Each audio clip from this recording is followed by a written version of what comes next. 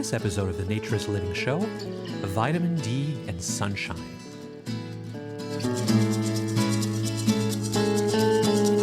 This episode of the Naturist Living Show is brought to you by Bear Oaks Family Naturist Park. At Bear Oaks, we offer traditional naturist values in a modern setting. Free your body, free your mind. www.bearoaks.ca.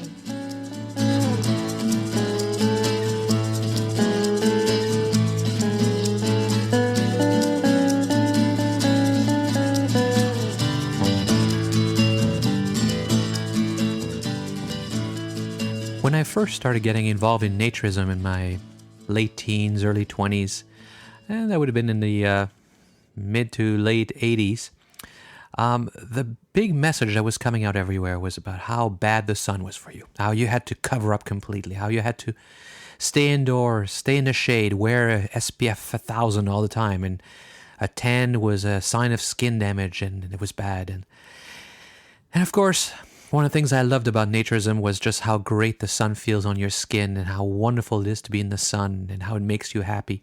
So I was having a really hard time with that advice.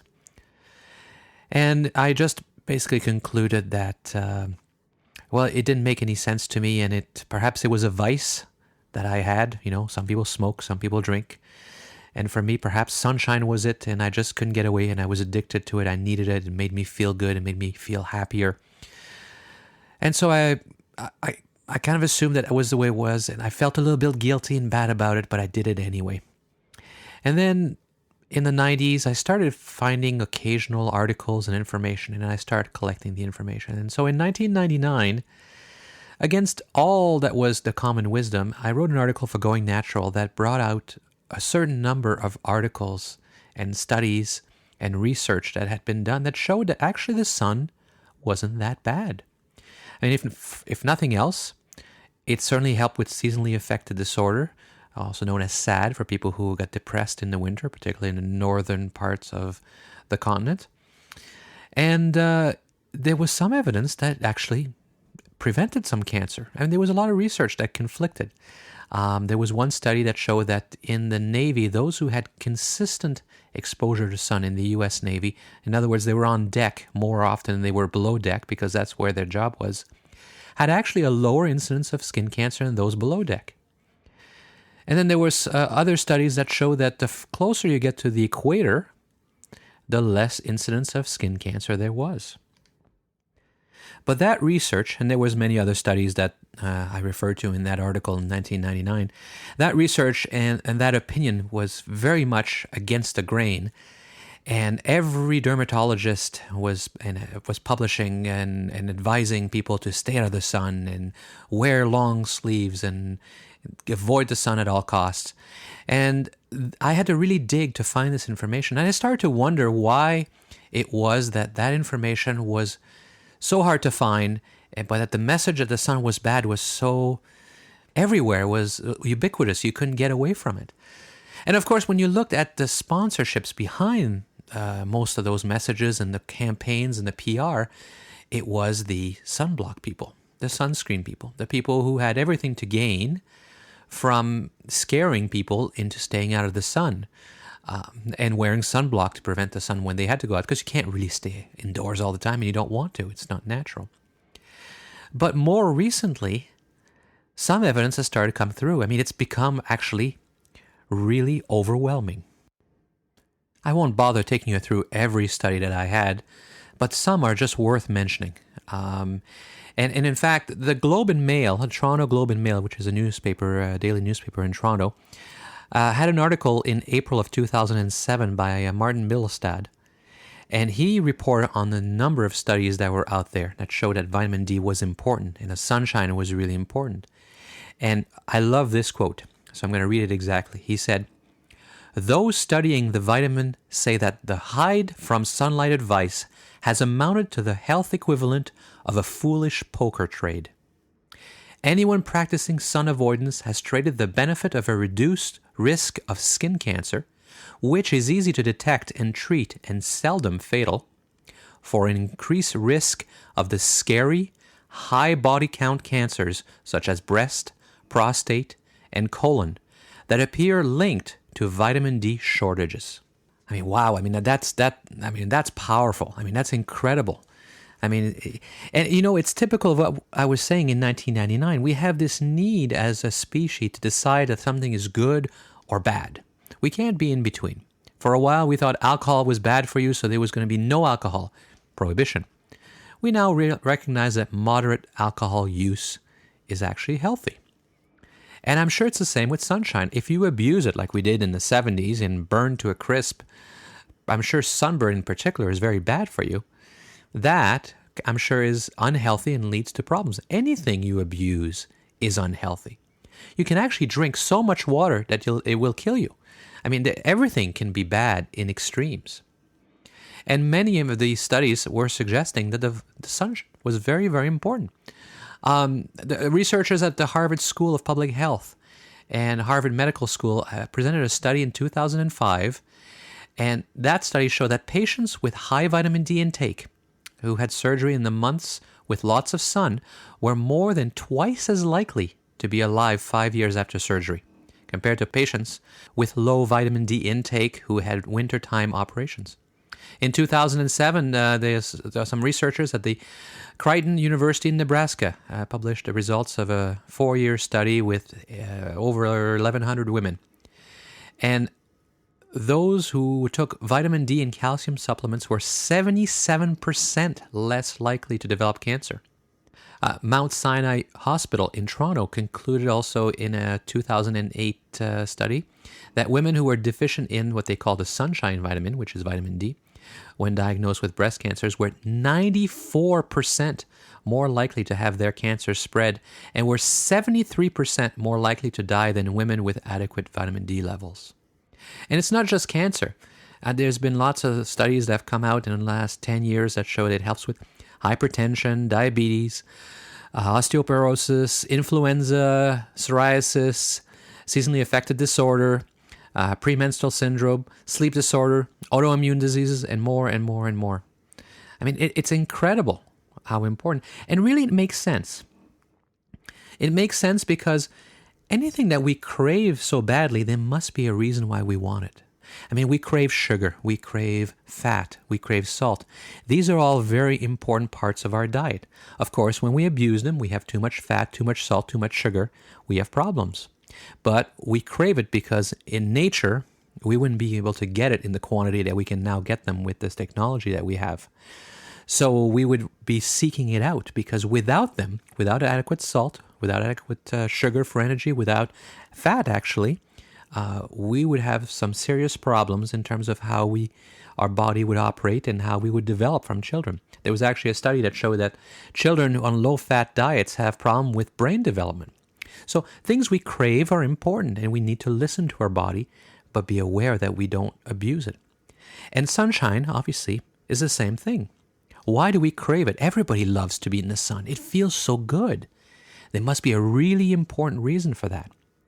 And when you look at the whether you believe in evolution or whether you believe in creationism, there must be a reason that those humans in the northern regions of the world, where there was much less sun, particularly in winter, developed lighter skin.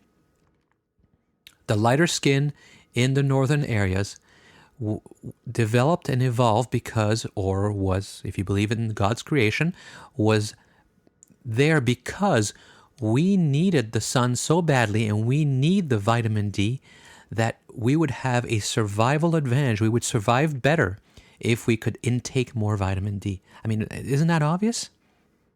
So one of the experts actually that I've read a lot about is Dr. Michael Holick, who is a professor of medicine, physiology and biophysics. He's at Boston University Medical Center. He's a director of General Clinical Research Center at Boston University, and he's also the director of the Bone Health Care Clinic. And he's spent 30 years researching vitamin D and cancer. He's got hundreds of publications. And specifically, he has 2 books, one called The UV Advantage, and the other one called The Vitamin D Solution. He's really one of the top experts when it comes to this kind of information and these kinds of studies. He's been speaking all over the world on the topic. So I thought I should give him a call and get the answers straight from him. So what follows is my conversation with Dr. Holick. Dr. Holick, you've become one of the world experts on vitamin D and cancer over the several decades that you've been working on this topic.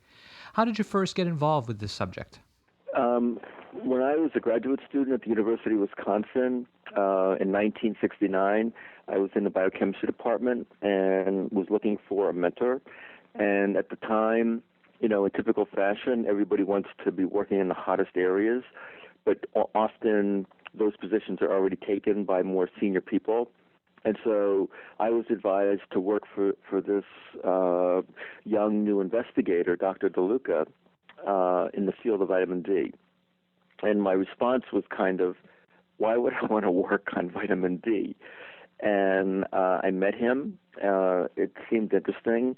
And in the end, it turned out to be in the right place at the right time. And I realized that vitamin D had a lot of importance for human health and have stuck in the field ever since. When you first started working on vitamin D research, I assume nobody knew there was any connection between vitamin D and cancer at that point. No, not at all. I mean, everybody basically knew vitamin D as being a fat-soluble vitamin found in cod liver oil, prevents rickets in children. We don't see rickets commonly. So people just thought of vitamin D as kind of the ho-hum vitamin that, everybody can get from their diet and not to worry about it. So when was this important connection between vitamin D and cancer first made? Well, in the vitamin D solution, I point out that even as early as 1979, I began to realize that as the message was going out to the public that they should avoid all sun exposure, that I appreciated that it was sunlight that's provided humans with their vitamin D requirement for thousands and thousands of years. And I began to worry back in the 1980s about vitamin D deficiency becoming a serious health problem and having very onerous consequences for both children and adults. Well, back then you were going completely against the accepted ideas about sunshine. So did you face a lot of criticism for making that suggestion? Initially, I was being tolerated because nobody really took me very seriously. I had spent about a decade asking the simple question: how do you make vitamin D in your skin? Where is it made? Does latitude, season, skin pigmentation, sunscreen use, aging have any effect on vitamin D synthesis? And I basically wrote the book on how you make vitamin D and factors that regulate vitamin D in your skin. And all of a sudden, it dawned on me that not only does the skin make vitamin D, but it actually has a vitamin D receptor, and it was responsive to vitamin D. So I then introduced the concept that potentially you could use the active form of vitamin D, which I had discovered as a graduate student, to treat a very common skin disorder called psoriasis. And it was at that time that I realized that vitamin D was not only important for bone health, but was very important in regulating cell growth, including skin cells and then ultimately prostate, colon, and breast cancer cells. Your first book, The UV Advantage, had some dramatic conclusions based on some really incredible numbers. It must have had quite an impact when it was released. Yeah, and in the new book, the vitamin D solution, I actually recount what happened, which was in 2004, as that book was being launched, I gave it to a close friend and collaborator and associate who was head of dermatology, Dr. Barbara Gilchrist, who had nominated me for the Psoriasis Research Award in the year 2000 and gave it to me. And when I gave her my book and read it, and apparently it was sent off to the American Academy of Dermatology, I was called into her office and she fired me. And she's quoted as saying that Holick resigned after it became clear his message was doing a disservice to the field and the public. She termed the epidemic of vitamin D deficiency weak and absurd, and linking it to medical illness was schlock science. And even back in 2004, most people still believe that, suggesting that vitamin D could cut your risk of cancer and multiple sclerosis and diabetes and reduce risk of heart disease was just thought to be, kind of outside the norm. But over the past 4 or 5 years, there's basically been a study on vitamin D almost every week, demonstrating all the health benefits of vitamin D and basically supporting what I had been promoting for the past 2 decades. But why is it, do you think, that the message up to then had been so one-sided? Because there had been studies back in the early 90s, maybe even I think it was late 80s, that showed that there might be a lot more to vitamin D than people actually thought there was. Yeah, you're very insightful. And in the vitamin D solution, I point out that I actually worked with the Garland brothers in San Diego. They were really pioneers in recognizing that the higher the latitude that you live in the United States, higher was your risk for developing colorectal cancer, ovarian cancer, and breast cancer. And then that was followed by many other studies showing that women that had the highest blood levels of 25-hydroxyvitamin D, it's the measure of vitamin D status, had more than a 50% reduced risk of developing breast cancer. But again, it was kind of hard to believe that this simple vitamin could be having all these health benefits. And it wasn't until about the mid-90s, working with Dr. Gary Schwartz in South Carolina, that we began to understand why. Not only does your body activate vitamin D in your liver and ultimately goes to your kidneys to be the active form of vitamin D, but in the mid-90s, we realized that the prostate, colon, breast, and many other tissues activated vitamin D for the purpose of regulating probably hundreds of genes that control cell growth and help control insulin production, help control blood pressure, help control vascular smooth muscle function, all of which are related ultimately to many serious chronic diseases if you don't have adequate vitamin D on board. The importance of vitamin D to me is actually fairly obvious even from an evolutionary standpoint, because vitamin D is so important that the people who were in the northern areas of the planet had a lighter skin or developed a lighter skin in order to get more vitamin D. So clearly it's such an important vitamin to our survival that it even affected the way we evolved. Yeah, in the vitamin D solution, I recount that if you think about this evolutionarily, we know now that these dark hairy Neanderthals that they've always been portrayed as, I could never understand how they could have survived in a northern European climate because they couldn't have made very much vitamin D. And it turns out that their DNA is now uncovered that they were red-headed and Celtic. And that's important because we also know that if a female child has vitamin D deficiency, she winds up having a deformed pelvis and having either a difficult time or an impossible time with childbirthing. So within a few generations, people as they migrated north and south of the equator had to lose their skin pigment in order for them to be able to procreate. So is there a difference between taking vitamin D supplements in a pill form or getting it directly from the sun? Yeah, it's an excellent question. And in the vitamin D solution, I point out, because we did the study, and others have done a similar study, is that when you make vitamin D in your skin, it lasts 2 to 3 times longer in your body than when you take it from dietary sources or as a supplement.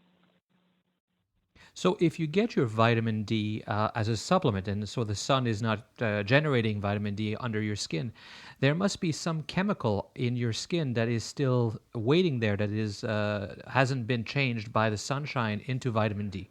Is that right? It turns out that you can only make vitamin D from sun exposure, or it has to be made chemically by ultraviolet irradiation of the precursor of vitamin D. Those are the only 2 sources. So you can get it as a supplement, but they have to make it, and the only way to make it is by exposing the precursor of cholesterol, which is 7-dehydrocholesterol, to ultraviolet radiation, similar to sunlight, and it makes vitamin D.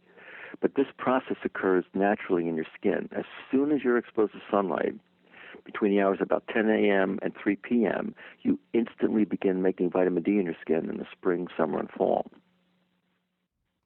So if a person doesn't get enough vitamin D directly from sunshine, what happens to those precursors to vitamin D? Do they just sit there, or does something happen? Excellent question. And we've shown that the precursor of cholesterol just simply gets converted to cholesterol. And it's made in your upper layers of your skin, and those are the layers of the skin that eventually die off. So nothing happens to it. If you don't use it, you lose it. So clearly the best way to get the vitamin D is through sunshine. But for those of us who live in the away from the equator, in the winter, we wouldn't get enough sunlight to generate the vitamin D. Is that right? So yeah, in the vitamin D solution, I actually provide tables, because you'll be surprised that if you live above Atlanta, Georgia, so you're not living in northern climate, if you live above Atlanta, Georgia, you essentially cannot make any vitamin D in your skin from November through February. And so what's the solution then? The solution is simple, which Mother Nature designed, and that is that our hunter-gatherer forefathers were outside basically every day, exposed to some moderate sun exposure, so they didn't really damage their skin, and they made enough vitamin D to satisfy the requirement, and they made a little bit more, which was stored in their body fat. And then as their body fat was being used in the wintertime, the vitamin D was being released.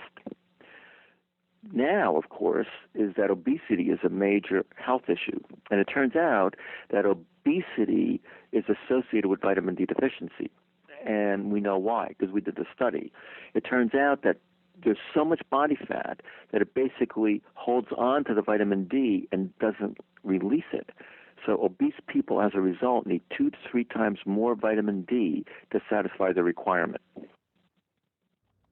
So if I understand what you're saying, if a person got enough sunshine and built up enough vitamin D, therefore, during the peak time, the peak summer season where there's enough sunlight, we wouldn't need to take supplements even in the winter. Is that right? Evolutionarily, that's exactly what was happening. But now our society has become so sun-phobic that basically very few people ever get enough vitamin D from sun exposure. It's mainly outdoor workers. You know, their occupation is to be outdoors, or you know, people that like to garden, play tennis on the weekends, like myself. I usually recommend exposing arms and legs, maybe back and abdomen, depending upon what the temperature is outside, a couple of times a week, for an amount of time that it's about half the time that would cause what's called a light pinkness to your skin. It's called a minimal erythemal dose. And then wear good sun protection. You can always protect your face. It's only 9% of your body surface, so it doesn't really make that much vitamin D, and it's the most sun exposed and the most sun damaged. And basically that's what our hunter-gatherer forefathers were probably doing. So there is a danger in having too much sun exposure as well. Just like anything else in life, too much of anything is probably not good for you, and that includes sun exposure. Excessive chronic sun exposure will increase risk of non-melanoma skin cancer. But as pointed out in 1941, it was curious that Dr. Apperly reported that if you live in the Northeast, you are more likely to die of cancer than if you live down south, even though he recognized that you had more sun exposure down south, that you would get these non-melanoma skin cancers, which he said were easy to detect and easy to treat. But now permitted you to, be at less risk for dying of prostate, colon, breast, and the more deadly cancers. So what about the option of using a tanning bed in the winter months to generate vitamin D naturally in your skin? Do you think that's a good option? And it's a good question. And in the vitamin D solution, I try to put this into perspective. And basically, I don't advocate tanning, and I certainly don't advocate burning. But for those that wish to use a tanning bed for their vitamin D in the wintertime, what I recommend is you go in for 50% of the time recommended for tanning, and always wear sun protection on your face. And you'll be able to make a lot of vitamin D. We actually did a study in tanners in Boston and showed that tanners had robust, healthy levels of vitamin D in the range of about 40 to 50, whereas adults matched for both sex and age at the same time had levels of around 18. They were all vitamin D deficient. And we looked at their bone density. They actually had higher bone density than their age-matched controls that were not exposed to a tanning bed. So tanning beds can be effective. And also, if people have fat malabsorption, it's estimated that 10 million Americans have some kind of what's called inflammatory bowel disease, so they can't absorb vitamin D very well, that the tanning bed option, as I recommend it in the vitamin D solution, is a very good way to do that. So what happens when children and adults are deficient in vitamin D? So I'll give you some examples. We showed recently that that more than 76% of pregnant women at our hospital at the time that they were giving birth were vitamin D deficient. 81% of their infants were vitamin D deficient, even though they were taking up to 600 units of vitamin D from both their prenatal vitamin and their calcium and vitamin D supplement. We also showed that women at the time that they give birth have a four-fold increased risk of having to have a cesarean section because vitamin D is so important for muscle function compared to women that were vitamin D sufficient. We also reported that preeclampsia, one of the most serious complications of pregnancy, is associated with vitamin D deficiency. For children, have talked to a lot of pediatricians, and if you go back 100 years, it was well documented that one of the first signs and symptoms in infants for vitamin D deficiency was head sweating at night. And the reason is that when you're vitamin D deficient, it increases the neuromuscular activity, including that of your sweat glands, and so as a result, they sweat profusely. For children that are vitamin D deficient for their first several years of life, could permanently stunt their growth. And for adults, what happens is not only can it cause osteoporosis, but it also causes the painful bone disease, osteomalacia, which is often misdiagnosed as fibromyalgia or chronic fatigue syndrome. And often I see patients, especially in the wintertime, complaining of aches and pains in their bones and muscles, and they say, well, I'm getting a little bit older, I'm not as active in the wintertime. No, these are classic symptoms for vitamin D deficiency.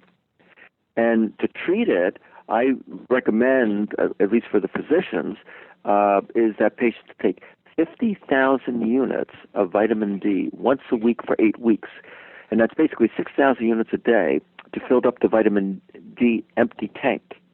And once you fill it, the other problem is that people think that, well, we've solved the problem. But you didn't solve the problem because you didn't solve the problem of the cause, which is you weren't getting enough vitamin D in the first place. And so I give them 50,000 units every 2 weeks thereafter as a prescription. And we just completed a 6-year study and showed that them taking 3,000 units a day equivalent, that their blood levels were robust in the 40 to 60 nanogram range. So I recommend that children should be taken at a minimum 400 units of vitamin D a day, which is now the recommendation from the American Academy of Pediatrics. But I think that 1,000 units is actually better for them and more healthy. Teenagers and all adults should be taking at least 2,000 units of vitamin D a day to maximize their health. We finally see in the last few years that professionals are increasing the recommended amount of vitamin D, but people seem to be a little uncertain and unsure, and they don't want to go too far with that recommendation. But is there a downside to having too much vitamin D? It's an excellent question, and it turns out that we did a study with Dr. Heaney in Omaha, Nebraska, we gave healthy adults 10,000 units of vitamin D a day for almost a half a year with no toxicity. Even though both physicians and the public think that vitamin D is one of the most toxic fat-soluble vitamins, there's nothing further from the truth. There are essentially one or two reported cases of over-fortification of foods or mislabeling of foods with vitamin D leading to intoxication maybe once every 2 to 3 years. It's that rare a condition. What about foods that contain vitamin D? Do they have any impact on vitamin D deficiency? Are they a good substitute? Any source of vitamin D is good for you. And so dairy products contain 100 units in a serving, such as a glass of milk. So I personally drink 3 glasses of skim milk a day, and most of my family members do the same. So I'm getting 300 units from that source. Multivitamin contains 400 units.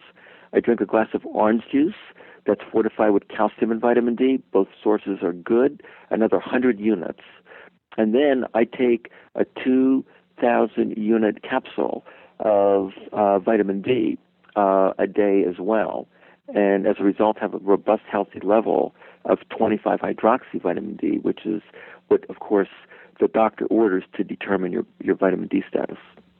What about vegetables? Do any of them have vitamin D as well?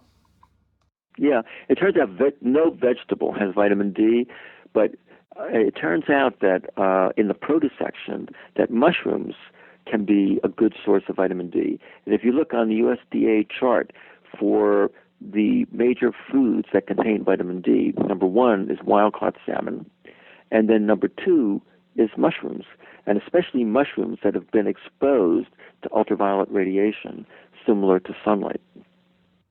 And does cooking have any impact on vitamin D? It's an excellent question. And so in the vitamin D solution, I point out that you can bake salmon, for example.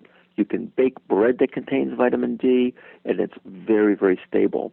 In fact, the yeast manufacturers are now taking advantage of that because yeast can make huge amounts of vitamin D when they're exposed to ultraviolet radiation. And now you could use the yeast to raise the dough to make bread, and the temperature of the oven will not destroy that vitamin D. So it's an excellent way to get your vitamin D. Humans are fairly unique because so much of our skin is exposed to the sun. We don't have hair or feathers. But are there any other animals that make as much use of vitamin D in their bodies as we do? We've done studies in a wide variety of animals, from frogs, lizards, and even birds. When exposed to sunlight, they make vitamin D. So, for example, you may say, well, how's the bird going to make vitamin D if it's covered with feathers? And so we actually looked at that, and we took some chickens, and we looked at whether or not maybe the vitamin D was made on the feathers. It's not. We looked on their back skin, which are covered with feathers, and there's essentially none of the vitamin D precursor. But 10 times the amount of the vitamin D precursor was on the legs and on the comb, which made sense because those are the only areas that weren't covered with feathers, and you could be able to make vitamin D. And for mammals, any area on a mammal that isn't covered heavily in hair, they're able to make vitamin D. And so even lower primates, apes, for example, when they're exposed to sunlight all the time, that some of the sunlight filters through and they make vitamin D. The one animal that cannot are cats. And they depend solely on their diet for their vitamin D requirement. And that includes the wild cats as well? I've never gone out to take a sample from a lion or a tiger, but we do know that domesticated cats don't, and we suspect that's probably a feline issue. That because they eat the whole animal, right? That animal likely had made vitamin D and had some vitamin D stored in its fat, so as a result, it was getting all the vitamin D that it needed. We did a study with Dr. Seeger and Dr. Rosen up in Maine looking at black bears at the time they were hibernating and collected their blood and showed that, in fact, they're getting vitamin D from their diet. and they store it in their body fat and release it during their hibernation. I did read as well, there was a study that showed that getting sunshine helps with hypertension and lowers cholesterol and helps people with high blood pressure. Is that related to vitamin D as well? We did a study looking at that issue because it's known that the higher the latitude that you live, higher is your risk of having high blood pressure. So we took hypertensive patients and put them in a tanning bed and exposed them to vitamin D-producing sunlight, simulated sunlight, and took a group and put them in a tanning bed that looked exactly the same, except we blocked out the vitamin D-producing rays. The group that was exposed to the vitamin D-producing tanning bed raised their blood levels 180%, all became normal tensive, that their blood pressure became normal. And those subjects that were in the tanning bed that had only UVA showed no benefit for their hypertension. We know vitamin D regulates the blood pressure hormone renin and has effects on vascular smooth muscle, and that's why we think vitamin D is having such a dramatic effect, not only in reducing hypertension, but reducing risk of heart attack by as much as 50%. It's interesting because as humans, we seem to crave things we need. Of course, when we have too easy access to it, we might abuse it. But in the case of sunshine, for decades, people were saying, stay out, stay out, stay out, sun is bad. And yet people couldn't keep people out of the sun. They seem to need it so badly that they would ignore the advice. It's true. And in the vitamin D solution, I also point out, because we did the study, and others have done similar studies to show not only do you make vitamin D in your skin when you're exposed to sunlight, but you make beta endorphin, which of course is the endogenous opioid that gives runners their high. Yep. Now I'll leave you with one last thought, because there was a lot of controversy about vitamin D2, which you find that comes from yeast and is in supplements, versus vitamin D3, which comes from salmon and also is made in your skin, and whether they work the same in humans. And in the vitamin D solution, I point out that they have exactly the same biologic activity in humans. Well, it sure sounds like your latest book, The Vitamin D Solution, is a must-read for everybody. Would a person be able to read that book without having read the first one, The UV Advantage? Yes, that I give a lot of background information in the book. I recount several stories that will hopefully give them perspective about vitamin D and health, from a baby gorilla that had severe vitamin D deficiency and the potential risk of her dying, or certainly her growth has now been permanently stunted, to the National Zoo and Komodo dragons. And then really to give the reader a good appreciation for what vitamin D is, how it's getting activated, what blood level of vitamin D do you want to ask your doctor to measure to determine your vitamin D status, how to treat and prevent vitamin D deficiency for children and adults, and then I even give tables for what my recommendations are for various age groups as to how much vitamin D they need to maximize their health. So is this an academic book, or can anyone read this and get something out of it? Oh, this is definitely for the lay public. It's an easy read. Dr. Andrew Weil was very kind to write the foreword for the book, and I've had several very famous authors also write blurbs about the book. It really gives the public an opportunity to be very much aware of their vitamin D status and be able to control in many ways the amount of vitamin D that they and their family members take to maximize their health.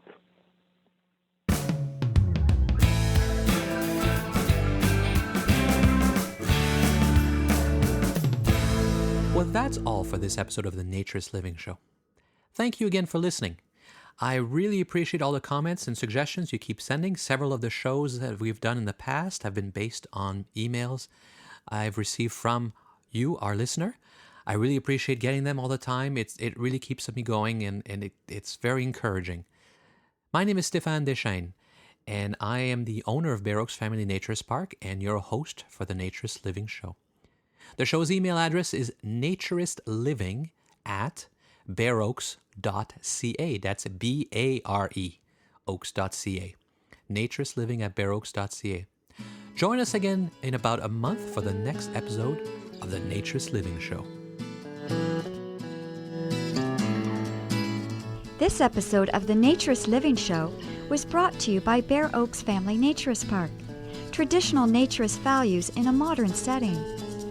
Traditional values means that naturism is more than just taking your clothes off. It is a life philosophy with physical, psychological, environmental, social, and moral benefits. Bear Oaks Family Naturist Park strives to promote those naturist values in a modern setting that provides the amenities and services that our members and visitors expect. Free your body, free your mind. Learn more at www.bareoaks.ca.